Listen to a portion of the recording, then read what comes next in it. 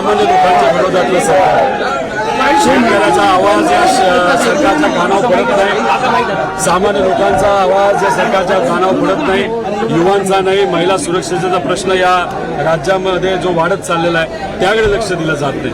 मग आपल्याला दुसरा कुठला पर्याय नाही, रस्त्यावर उतरावं लागतं, लोकांसाठी लढावं लागतं। 18 तारखेला आपण लढलो तेव्हा तिथं 3.5 रुपयाली कांद्याचा रेट सरकारकडनं वाढवण्यात आला, पण त्याच्यामध्ये आम्ही आणि शेतकरी खुश नव्हते। आमचं म्हणणं होतं इलेक्शनच्या आधी 24 रुपये रेट तुम्ही डिक्लेअर करा, इलेक्शन नंतर 12 साडेबारा रुपये तिथे डिक्लेअर करा। आमचं म्हणणं एवढंच आहे, इलेक्शनच्या आधी जो रेट होता तो तुम्ही डिक्लेअर केला पाहिजे, म्हणून हे आंदोलन आम्ही केलं।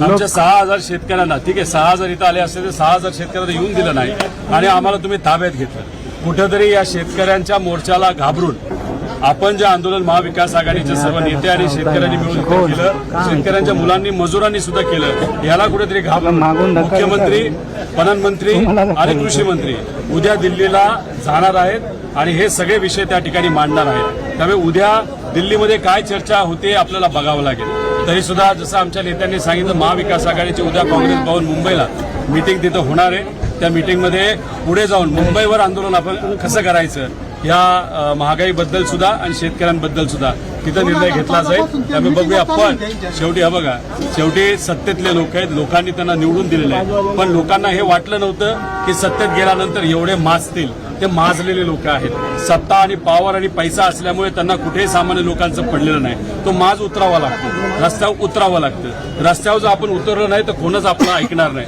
त्यामुळे आज शेतकऱ्यांनी दाखवून दिलं, सिस्टमच्या विरोधात लढायचं असेल तर सिस्टमच्या विरोधात रस्त्यावरच उतरावं लागतं आणि त्याला आज कुठेतरी यश येताना दिसतंय।